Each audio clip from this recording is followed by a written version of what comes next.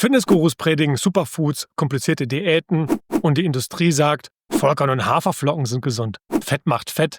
Eine Kalorie ist eine Kalorie. Ich dachte das auch lange.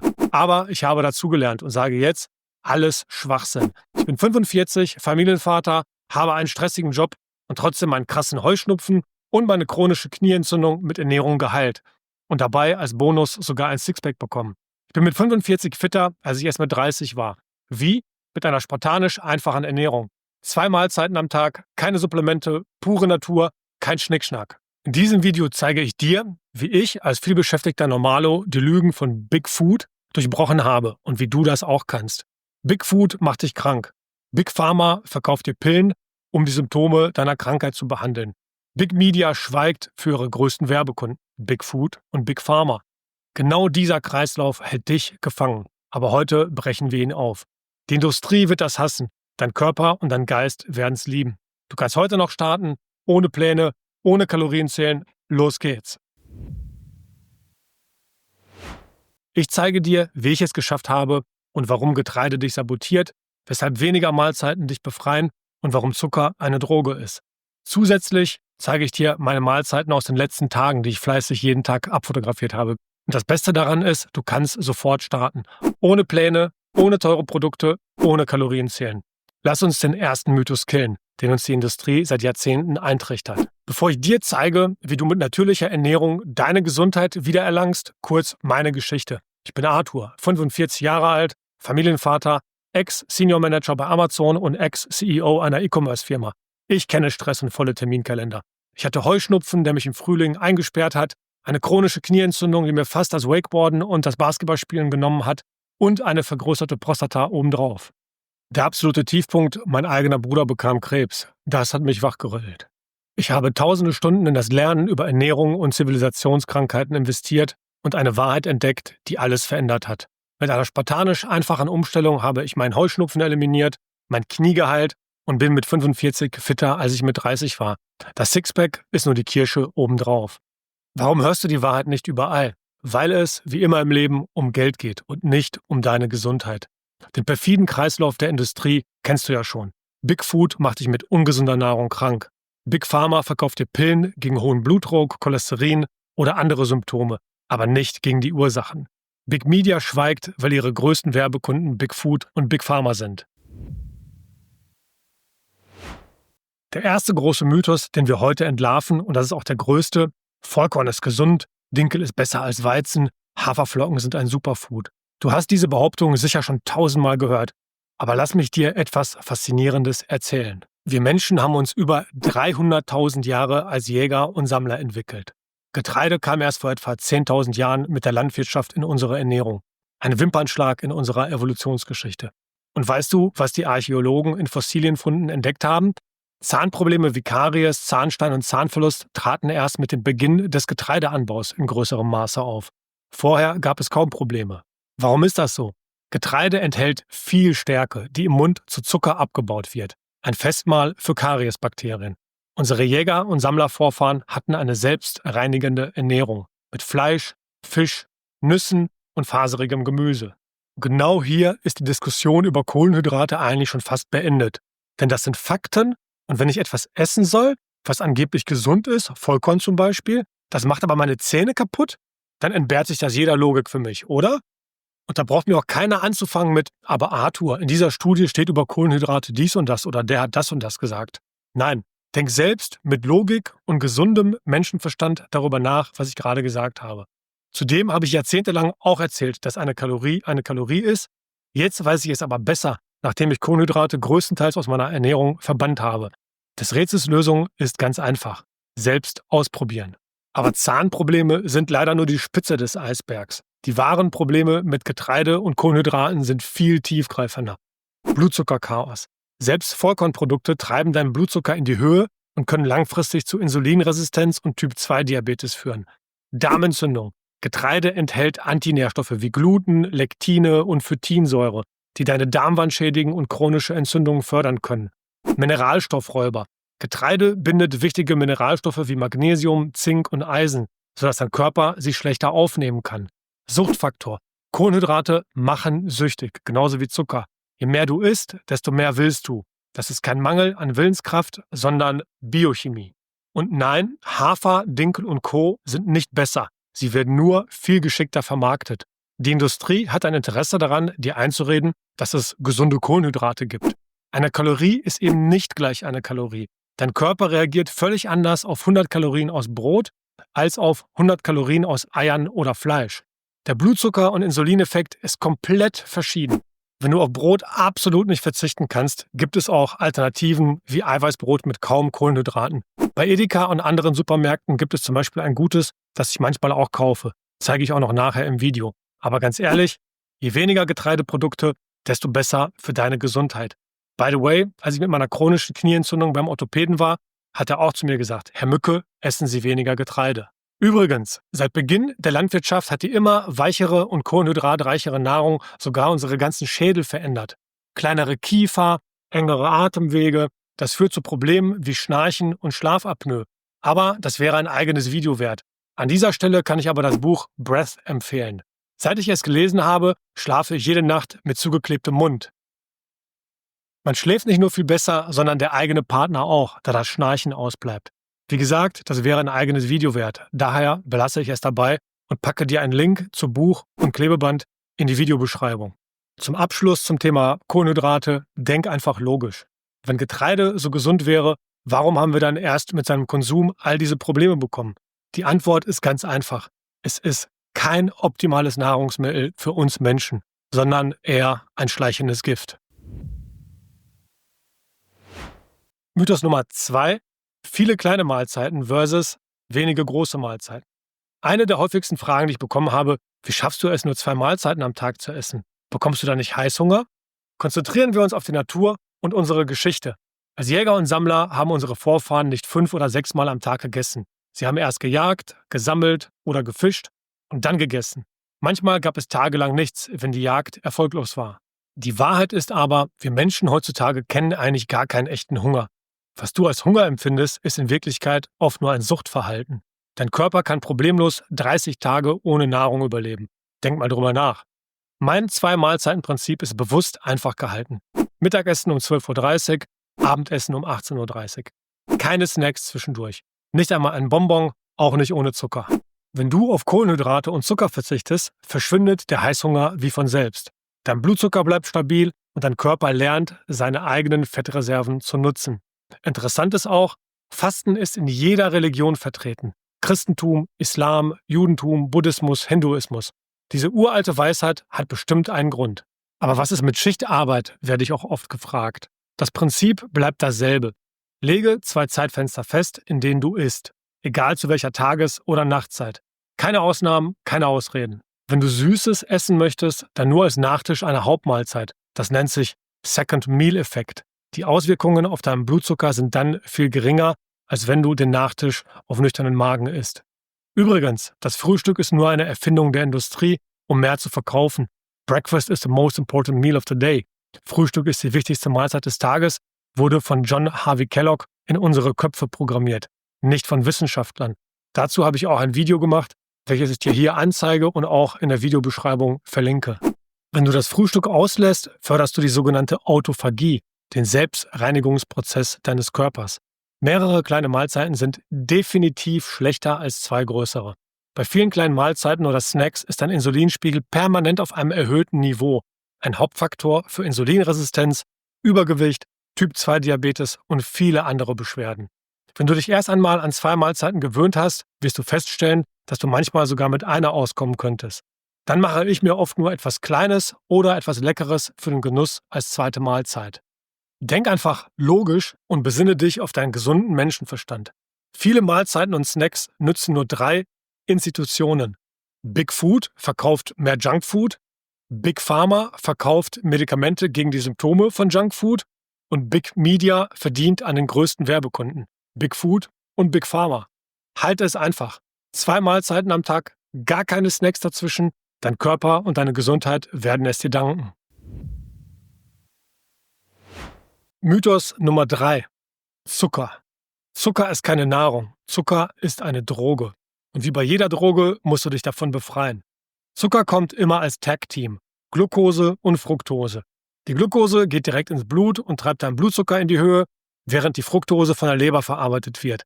Eine Doppelbelastung für deinen Körper. Süße Getränke sind die absolute Katastrophe Nummer 1. In Mexiko, wo der Konsum von Softdrinks besonders hoch ist, leiden mittlerweile 15% der Bevölkerung an Diabetes Typ 2. Wenn du nur eine Sache änderst, dann streiche zuckerhaltige Getränke. Das ist wirklich der größte Müll, den du in deinen Körper schütten kannst. Aber was ist mit Zuckerersatzstoffen? Schau dir mal die Zutatenliste von Cola Light an. Ich kenne viele dieser Stoffe nicht und kenne mich eigentlich ganz gut aus mit Ernährung, kann manche sogar nicht aussprechen. Also meine Faustregel, wenn es das vor 200 Jahren nicht gab, iss es oder trink es nicht. Isst du nie Süßes, werde ich manchmal gefragt. Doch, ich liebe Käsekuchen und auch Eiscreme, besonders Ben Jerry's Strawberry Cheesecake.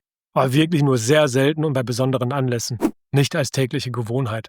Auch bei Obst solltest du vorsichtig sein.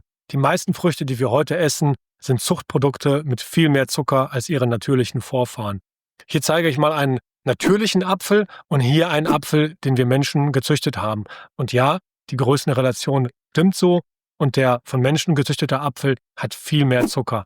Wenn Obst, dann wähle Sorten mit wenig Zucker und iss sie als Nachtisch zu einer Hauptspeise, nicht als Snack zwischendurch. Was ich von Honig halte, werde ich auch manchmal gefragt. Honig hat zwar sehr viele positive Eigenschaften und ist eigentlich auch gesund, besteht aber zu 80% aus Zucker. Ich empfehle ihn nicht als Süßungsmittel, sondern höchstens als Nachtisch mit einem High-Fat-Joghurt und Nüssen, immer in Kombination mit einer Hauptmahlzeit. Von Cheat Days halte ich übrigens auch nichts. Ich mache ja auch keine Cheat Days, an denen ich rauche. Entweder du willst gesund sein oder nicht. Der Schlüssel zur Überwindung der Zuckersucht ist radikaler Verzicht für mindestens 30 Tage. Danach wirst du feststellen, dass dein Geschmackssinn sich verändert und du den künstlichen Süßkram gar nicht mehr willst.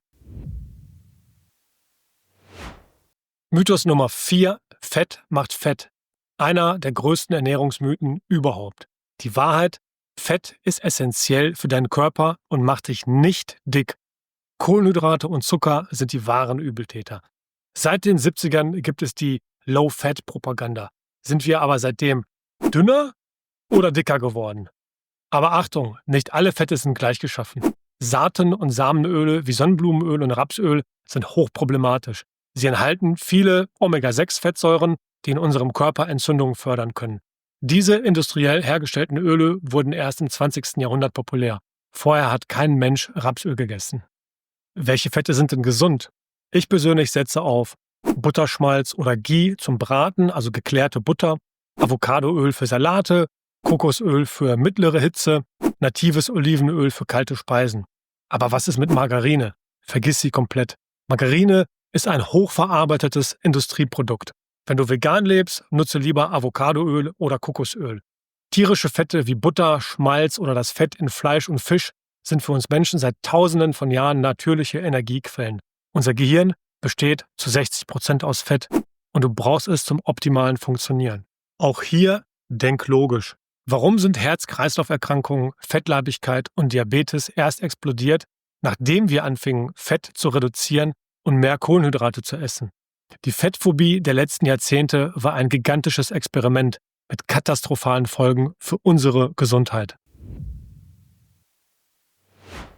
Mythos Nummer 5 ist die ketogene Ernährung. Viele fragen mich, ist Keto für jeden umsetzbar oder gesund?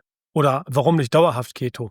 Ich halte die ketogene Ernährung für keinen Mythos, sondern für eine der natürlichsten Ernährungsformen überhaupt, basierend auf dem Jäger- und Sammlerprinzip. Denk mal nach. Was haben unsere Vorfahren wohl vor Hunderttausenden von Jahren im Winter gegessen? Sicher keine Kohlenhydrate. Sie lebten zwangsläufig Low Carb, Keto oder sogar Carnivore. Es gibt wirklich faszinierende Beispiele, wie die ketogene Ernährung chronische Krankheiten heilt, wie zum Beispiel Diabetes Typ 2, Autoimmunerkrankungen wie Allergien, wie auch in meinem Fall, Morbus Crohn, also die chronische Darmentzündung. Hier findet ihr auch Videos von anderen Leuten auf YouTube, die berichten, dass die Carnivore-Diät ihre Darmentzündung komplett eliminiert hat. Und sogar bei Krebs gibt es vielversprechende Ansätze. Professor Thomas Seyfried von der Boston University therapiert Krebspatienten mit ketogener Ernährung. Warum? Krebszellen lieben Zucker und können Ketone nicht gut verwerten, im Gegensatz zu gesunden Zellen. In der Videobeschreibung füge ich einen Link zu einem anderen YouTube-Video hinzu, in dem eine Frau aus Deutschland ihre eigene Story erzählt, wie sie Krebs durch ketogene Ernährung komplett besiegt hat. Ich selbst lebe nicht streng ketogen, versuche aber, so wenig Kohlenhydrate wie möglich zu essen. Die maximal 20 bis 30 Gramm Kohlenhydrate pro Tag, die für die Ketose nötig sind im Familienalltag manchmal schwer umzusetzen. Aber je näher ich dranbleibe, desto besser fühle ich mich. Mythos Nummer 6: Supplemente. Ich werde oft gefragt, sind manche Supplemente sinnvoll oder warum bist du so pauschal gegen Supplemente? Diese Fragen kommen wirklich häufig. Meine klare Antwort: Die meisten Supplemente sind reine Marketingtricks der Industrie. Im Zeitalter von Google und ChatGPT ist es wirklich kinderleicht herauszufinden, wo natürliche Nährstoffe drin sind. Nehmen wir Zink als Beispiel. Die Topquellen sind Rindfleisch, Kürbiskerne, Hanf und Sesamsamen, Kakao. Warum also teure Pillen schlucken, wenn du diese Nährstoffe aus echten Lebensmitteln beziehen kannst? Es gibt allerdings eine Ausnahme: Vitamin D3 im Winter. Ich habe mich immer gefragt, warum alle Menschen im Winter krank werden. Mit Kälte hat das ja eigentlich gar nichts zu tun. Ein Teil der Antwort könnte sein, dass wir alle im Winter einen Vitamin D3-Mangel haben, wie ich auch, weil wir zu wenig Sonnenlicht bekommen. Daher ist Vitamin D3 das einzige Supplement, das ich seit einigen Monaten nehme. Dennoch bleibe ich skeptisch, da es früher ja auch niemand genommen hat und es mir so ein Trend zu sein scheint. Wenn du einfach nur einen sportlichen, gesunden und athletischen Körper haben möchtest, brauchst du keine Supplemente. Ein Grund, Supplemente einzunehmen, könnte sein, du bist Profisportler, der damit sein Geld verdient und wirklich Masse aufbauen muss für die Bühne. Aber selbst Profisportler bezahlen oft mit ihrer Gesundheit, denn es gibt genug Todesfälle, wo 50-jährige Anabolika, vollgepumpte Profi-Athleten einfach sterben. Mein Rat also: Setz auf die Natur. Mythos 7: Protein bzw. Eiweiß. Oft werde ich gefragt, reichen natürliche Quellen denn überhaupt aus? Oder wie viel Gramm Eiweiß pro Kilo Körpergewicht nimmst du überhaupt? Ich achte einfach darauf, mich eiweißreich auf natürliche Art und Weise zu ernähren. Aber ich zähle nicht akribisch Gramm pro Kilo Körpergewicht oder so etwas. Warum? Weil es den sogenannten Proteineffekt gibt, wie im Buch von Bas Kast beschrieben. Jedes Lebewesen braucht genügend Protein zum Überleben und dein Körper signalisiert dir, wie viel du brauchst. Meine bevorzugten Proteinquellen sind tierische Produkte wie zum Beispiel Hühnerei, Hühnerbrust, Lachs, Rindfleisch, Rinderleber. Aber du kommst auch gut mit pflanzlichen Proteinen aus. Linsen, Kürbiskerne, Sonnenblumenkerne, Mandeln und Nüsse zum Beispiel. Mein Ziel ist es nicht, massiv Muskeln aufzubauen, sondern gesund und athletisch zu sein. Ich bin 1,88 groß, mein Gewicht liegt seit 30 Jahren stabil zwischen 94 und 100 Kilo. Solange du also nicht viel Muskelmasse aufbauen willst und auf die Bühne, brauchst du kein unnatürliches Protein voller Zusatzstoffe. Auch Whey-Protein wird oft als natürlich angesehen, weil es halt Molkeprotein ist. Es ist aber nicht natürlich. Es enthält super viele Zusatzstoffe, die ungesund sind. Die Natur bietet dir alles, was du für einen gesunden, athletischen Körper brauchst. Ohne teure Shakes und Riegel. Nächster Mythos: Fleisch und tierische Produkte. Ich werde oft gefragt, wie ich Wurst, Fisch, Fleisch und Milch einstufe. Als Befürworter von Low Carb, Keto und Carnivore sollte klar sein, ich halte tierische Produkte für sehr gesund und das ist auch meine Erfahrung, die ich in den letzten Jahren gemacht habe. Auch rotes Fleisch, beziehungsweise insbesondere rotes Fleisch. Ich habe das Glück, auf dem Land zu wohnen und die finanziellen Mittel zu haben, Fleisch beim Bauern nebenan oder bei Metzgereien mit eigener Tierzucht zu kaufen. Aber ich bin nicht der Papst. Manchmal kommt auch Fleisch aus dem Supermarkt auf den Tisch. Wir haben alle einen Alltag und können nicht immer alles perfekt planen. Man muss bei Fleisch natürlich auch die ethischen Gründe mit berücksichtigen und ich möchte mir jetzt auch keinen Tierschützer hier auf den Plan rufen oder irgendwelche Tierschutzverbände. Aber meine Meinung ist, auch schlechteres Fleisch halte ich gesundheitlich für die bessere Option als hochverarbeitete Kohlenhydrate, trotz möglicher Hormone und Antibiotika im Fleisch. Bei Wurst bin ich vorsichtiger. Supermarktwurst in Plastikverpackung ist problematisch. Aber hochwertige Wurst vom Metzger aus gutem Fleisch, nicht übersalzen und ohne viele Zusatzstoffe, kann durchaus Teil einer gesunden Ernährung sein. Bei Milchprodukten bin ich zurückhaltend. Die Studien sind hier 50-50. Bei meiner Recherche zu meiner vergrößerten Prostata bin ich oft auf den Hinweis gestoßen, dass man Milchprodukte reduzieren sollte. Hier ist aber noch Work in Progress und ich werde mal in einem späteren Video darüber berichten. Wenn man logisch denkt und sich auf unsere Jäger- und Sammlervorfahren besinnt, wir haben als Spezies nicht wirklich viel Milch konsumiert, außer als Säuglinge. Meine Empfehlung daher: nicht zu viel davon. Das nächste Thema ist kein Mythos, aber dennoch ein Thema, das ich ansprechen möchte, weil ich oft danach gefragt werde. Wie ernährst du deine Kinder? Eine der größten Herausforderungen auch bei mir ist es, meinen Kindern beizubringen, sich gesund zu ernähren. Zuallererst aber ein ganz wichtiges Thema. Die beste Ernährung für Babys ist Muttermilch. Das ist absolut unumstritten. Besonders das Kolostrum in den ersten Tagen nach der Geburt ist ein wahres Wunder der Natur. Dieses flüssige Gold überträgt lebenswichtige Immunstoffe von der Mutter auf das Kind und legt den Grundstein für ein starkes Immunsystem, damit dein Kind keine Allergien entwickelt. Stillen ist also wirklich mega wichtig und sollte, wenn irgendwie möglich, mindestens 6 Monate praktiziert werden. Daher der ganz klare Aufruf an alle Mütter, auch wenn der Anteil von Frauen bei den Zuschauern hier recht gering ist, leider, stillt eure Kinder. Es gibt wirklich nichts Natürlicheres und Besseres für euer Baby. Guckt mal auf die Zutatenliste von künstlicher Pränahrung in Pulverform und nutzt euren gesunden Menschenverstand. Nun aber zum Thema. Die Ernährung unserer Kinder ist eine der größten Herausforderungen im Alltag. Wir werden das ganze Jahr über mit Süßigkeiten bombardiert. Karneval, Ostern, Sommer mit Eiscreme, Halloween, St. Martin, Weihnachten. Ein endloser Kreislauf. Meine Strategie: Wir kaufen Süßigkeiten nur sehr dosiert, damit die Schränke nicht ständig voll sind. Nach Festen wie Halloween oder St. Martin oder was auch immer entsorgen wir die Tüten voller Süßigkeiten im Freundes- und Familienkreis. Klare Regeln aufstellen. Vor dem Mittagessen gibt es keine Süßigkeiten. Süßigkeiten nur an bestimmten Tagen. Bei Getränken bin ich besonders strikt. Bei uns gibt es nur Wasser. Eine Limonade ist eine absolute Ausnahme, vielleicht mal auf einem Kindergeburtstag. Der Trick: Bei zuckerhaltigen Getränken vom Säuglingsalter an nichts anderes anbieten. Auch keinen gesüßten Tee, nur Wasser. Ein Baby wird trinken, wenn es Durst hat. Und ganz wichtig: gut vorleben. Meine Frau und ich trinken nur Wasser, Tee und Kaffee. Alles natürlich komplett ungesüßt. Ich predige und erkläre meinen Kindern jeden Tag Details über Ernährung.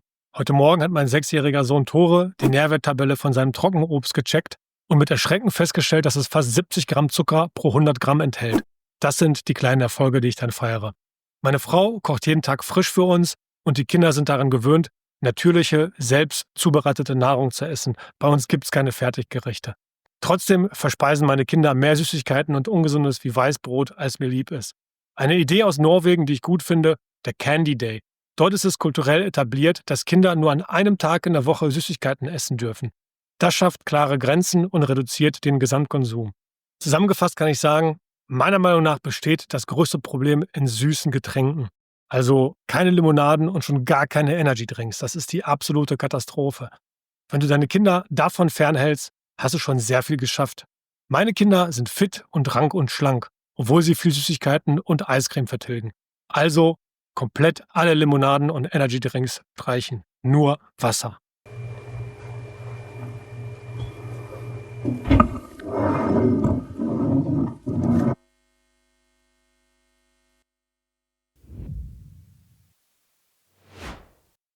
Kommen wir jetzt zu ein paar praktischen Beispielen, nach denen ich oft gefragt werde.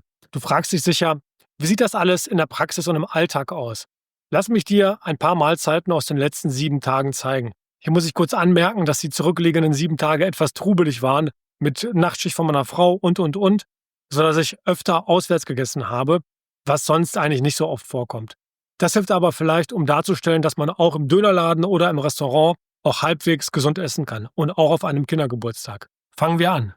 So, da sind wir auch schon beim ersten Gericht. Hier hat meine Frau für mich zum Mittagessen gekocht grüne Bohnen, Hähnchenbrust, Champignons und eine Soße dazu und als Beilage Gurken mit saurer Sahne. Kleiner Hinweis: Das ist jetzt eine Portion fürs Foto. Ich esse im Normalfall mindestens 2 solche Portionen, wenn nicht sogar 3. So, am nächsten Tag waren wir extern essen in einem ganz normalen Dönerladen, also nichts Besonderes, zur Feier der 1000 Abonnenten. Da habe ich mir einen Dönerteller bestellt. Also Dönerfleisch, Tzatziki, Tomate, Gurke, Schafskäse und Krautsalat, aber ohne Pommes und ohne Reis. Also wenig Kohlenhydrate und keine Getreideprodukte. Dann gab es am nächsten Tag von meiner Frau wieder gekocht Gulasch und Süßkartoffel, auch hier wieder fürs Foto. Nicht zusammengemengt, damit das nicht wie ein Kuhfladen auf dem Foto aussieht. Und auch hier habe ich, glaube ich, 3 Portionen gegessen und nicht nur die eine, die ihr hier im Bild seht. Dann zum Abendessen habe ich mir selbst gemacht dieses Eiweißbrot, was ich vorhin schon im Video auch erwähnt hatte. Das ist im Prinzip Eiweißbrot mit Avocado plus Ei und Tomate und dazu noch Macadamianüsse und Walnüsse. Also auch sehr low carb und viel Proteine. Dann am nächsten Tag haben wir Essen geholt beim Asiaten. Das war eine Süß-Sauersuppe als Vorspeise und als Hauptspeise hatte ich Rindfleisch mit verschiedenem Gemüse. Auch hier wieder fürs Foto kleine Portionen. Ich habe, glaube ich, 3 Schüsseln davon gegessen. Dann hat meine Frau für mich gekocht, eine Pfanne mit Gambas und verschiedenem Gemüse, also Brokkoli, Bohnen, Möhren, Zucchini, Tomate. Dann, wieder extern gegessen mit den Kids, weil meine Frau ja auf Nachtschicht war und dann habe ich mal nicht gekocht. Und, da habe ich mir wieder einen Dönerteller bestellt. Hier noch mal das Foto, also das Gleiche brauche ich jetzt nicht zu kommentieren. Dann am nächsten Tag habe ich selbst gekocht, weil meine Frau noch in der Pofe lag wegen der Nachtschicht, habe ich mir gekocht für mich selbst Tomate mit Olivenöl und Zwiebel, also gekocht, eben zusammengeschnibbelt und gebratene Chorizo-Wurst dazu. Am Abend war ich so voll davon, dass ich eigentlich gar nichts mehr essen wollte, habe mir dann aber für den Genuss einen Nachtisch gemacht. Und zwar ist das Mascarpone mit Schlagsahne, bisschen für die Konsistenz, dann etwas Pistazienmus, ja, ist ein bisschen verarbeitet und hat auch ein bisschen Zucker, aber Schwamm drüber und gecrushte Pistazien dazu. War super lecker und kann ich nur empfehlen. Dann waren wir beim Kindergeburtstag von meinem Neffen Paul, der 8 Jahre alt geworden ist. Hier habe ich gegessen, Gegrilltes, wie ihr seht. Und das war Hähnchenkeule und verschiedenes Fleisch, Champignons, ein Salat mit etwas Reis drin, also auch wieder Kohlenhydrate, aber alles gut. Und Tomaten mit Mozzarella. Dann hat meine Frau wieder für mich gekocht. Das ist Paprika mit gefüllt mit Hackfleisch und eine Soße dazu. Auch wieder fürs Foto, kleine Portion. Ich habe davon 2 oder 3 Teller gegessen. Dann habe ich mir zum Abendessen, beziehungsweise auch meine Frau wieder gemacht, Halloumi gebraten in Olivenöl plus Oliven plus Walnüsse und Macadamianüsse und Tomaten. Und jetzt beim Mittagessen war es ein Curry, also Hähnchenfleisch mit verschiedenem Gemüse und Currysoße, auch sehr lecker. Und zuletzt im Restaurant mit einem Bekannten von mir war ich Tapas essen. Hier habe ich den Fokus auf zum Beispiel Gambas, aber auch Fisch und viel Gemüse gesetzt und auch etwas Fleisch, wie ihr in dem Bild sehen könnt. Und das war's dann auch schon mit den Gerichten. Jetzt hast du hoffentlich gesehen, wie einfach es ist. Keine komplizierten Rezepte, keine exotischen Zutaten, kein stundenlanges Kochen. Ich halte es bewusst simpel, damit es im Alltag funktioniert. Hier auch ein Dank an meine liebe Frau, die mich tatkräftig bei meiner Ernährung unterstützt. Und das Beste, ich muss keine Kalorien zählen. Wenn du hauptsächlich Protein und gesunde Fette isst, reguliert sich dein Hunger von selbst. Du isst, bis du satt bist, nicht mehr und nicht weniger. Übrigens, ich esse nicht jeden Tag dasselbe. Abwechslung ist wichtig, sowohl für die Nährstoffversorgung als auch für den Genuss. Aber das Grundprinzip bleibt immer gleich. Natürliche, unverarbeitete Lebensmittel mit viel Protein und gesunden Fetten, wenig Kohlenhydraten und null Industriezucker. Lass uns zum Abschluss die wichtigsten Punkte zusammenfassen. Punkt 1. Zurück zur Natur. Dein Körper ist für natürliche, unverarbeitete Nahrung gemacht, nicht für industrielle Produkte. Wenn es das vor 200 Jahren nicht gab, sei vorsichtig. Punkt 2. Getreide ist problematisch. Vollkorn, Dinkel, Haferflocken. Sie alle enthalten Antinährstoffe und treiben deinen Blutzucker in die Höhe. Unsere Vorfahren haben 300.000 Jahre ohne Getreide gelebt. 2 Mahlzeiten sind genug. Vergiss das ständige Snacken. 2 Mahlzeiten am Tag reichen völlig aus und geben deinem Körper Zeit zur Regeneration. Zucker ist eine Droge. Behandle ihn auch so. Besonders zuckerhaltige Getränke sind der schnellste Weg zu Gesundheitsproblemen. Fett macht nicht fett. Gesunde Fette wie Ghee, Avocadoöl und Olivenöl sind essentiell für deine Gesundheit. Meide industrielle Pflanzenöle. Protein ist der Baustein.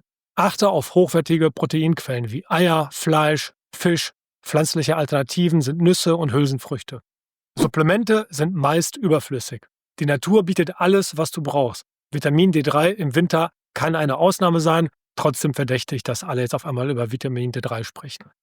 Kinderernährung beginnt mit dem Stillen. Lege den Grundstein für ein gesundes Leben durch Muttermilch und führe später klare Regeln für Süßigkeiten ein. Und verzichte auf die süßen Getränke für deine Kinder. Halte es einfach. Komplizierte Diätpläne funktionieren nicht langfristig. Natürliche Lebensmittel, 2 Mahlzeiten, keine Snacks, das ist der Schlüssel. Simpel, spartanisch, pragmatisch. Und letzter Punkt, Gesundheit ist kein Zufall. Ein definierter Körper und Gesundheit mit über 40 sind kein Glück, sondern das Ergebnis bewusster Entscheidungen. Entscheide du dich richtig. Denke mal daran, die Lebensmittelindustrie will dein Geld, nicht deine Gesundheit. Big Food, Big Pharma und Big Media profitieren von deiner Unwissenheit. Aber jetzt kennst du die Wahrheit. Du hast die Macht, deine Gesundheit selbst in die Hand zu nehmen. Fang heute an, nicht morgen, nicht nächste Woche, sondern jetzt. Wenn ich mit 45 Jahren meine Gesundheit komplett transformieren und ein Sixpack bekommen konnte, dann kannst du das auch.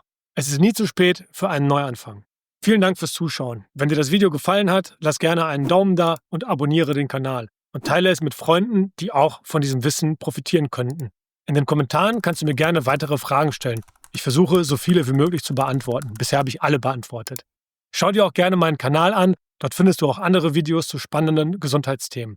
Bis zum nächsten Mal. Bleib gesund und natürlich. Einfach machen, durchziehen, keine Ausreden. Peace out.